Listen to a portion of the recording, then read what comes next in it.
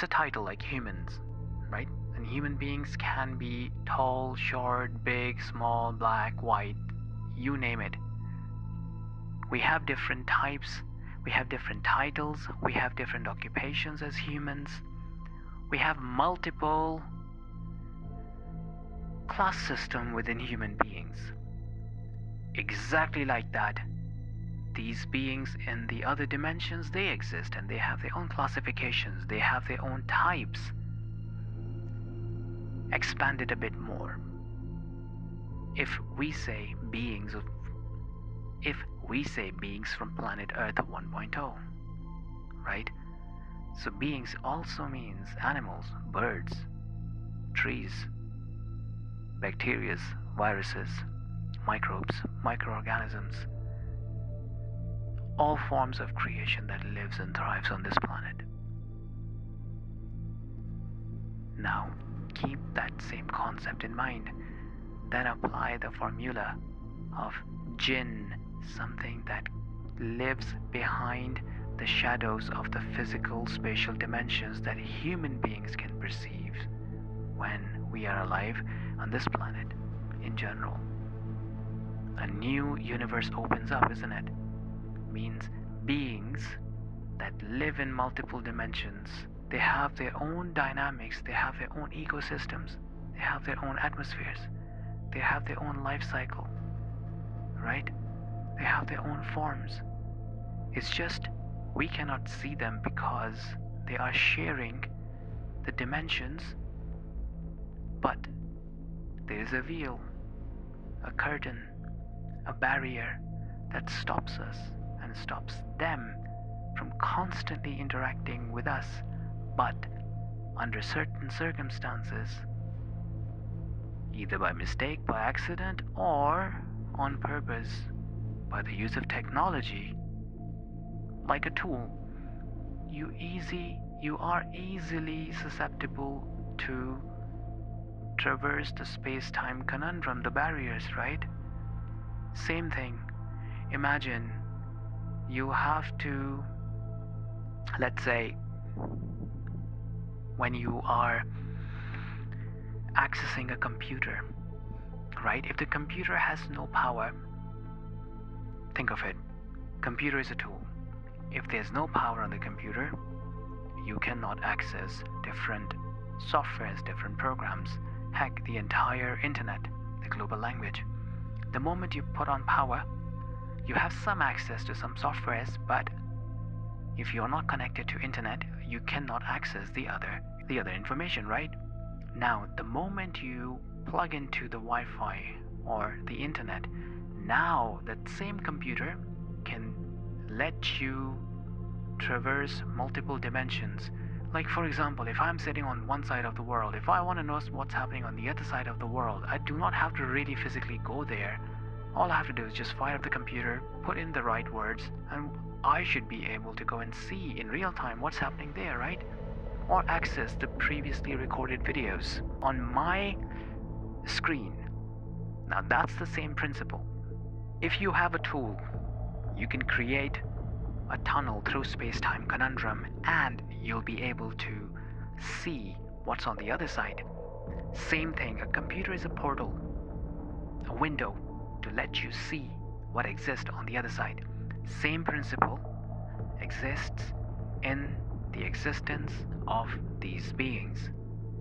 The moment you traverse space-time, or they traverse space-time, they can enter our realities, and sometimes in some cases human beings can go in there. But that's saved for another episode of how you can access all these things. It's all written down, it was all practiced before, it's been practiced, but we have been led astray by the same elite forces who created the ruling state, the ruling parties, and the ruling class to keep us like slaves. What does a slave do? The slave is forced to work for little to no reward in an open air or a closed air prison, and to keep them tethered to the boundaries created by the elite, imposed by the ruling class to keep the slaves within that prison cell.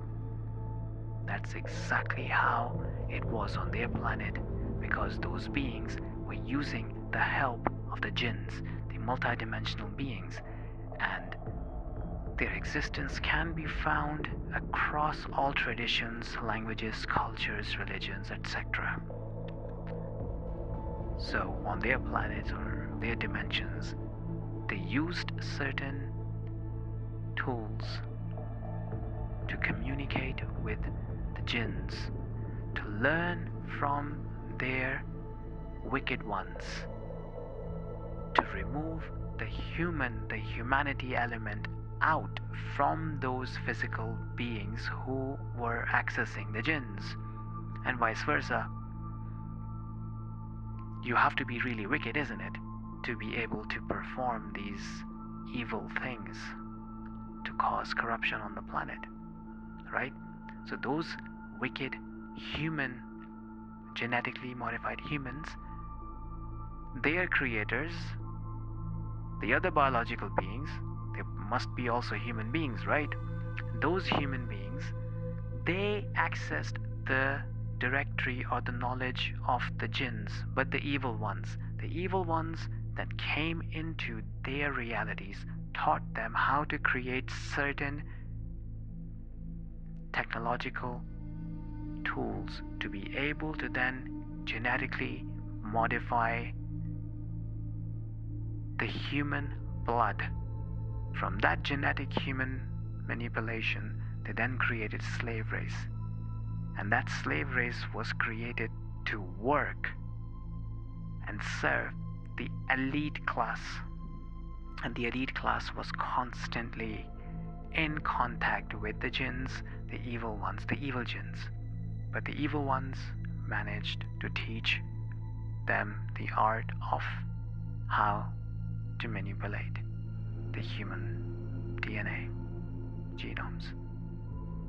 The slave race was created to work and farm and terraform the planets. Each planet they will visit, they will try to destroy that. And then they came to planet Earth here. And that's how they created the slave race to work for them. And nowadays, the genetically modified elite class people are sitting in the highest positions, but they are operating from behind the closed doors, like the shadow people. They are the rich banking families, those who owns the banks.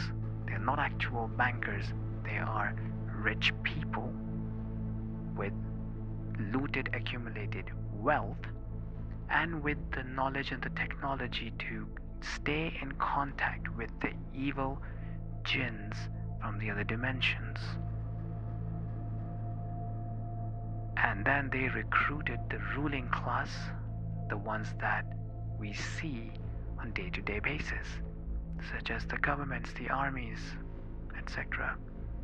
And then they rule over majority of the people, and that's their plan, to create a slave race to work and serve the elite.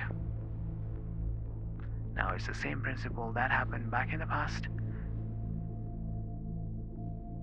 That's what hasis or hasis or Itihas or the story of creations talks about. The story of creation talks about. It's the same story. History repeats itself, and that's what happened in the past.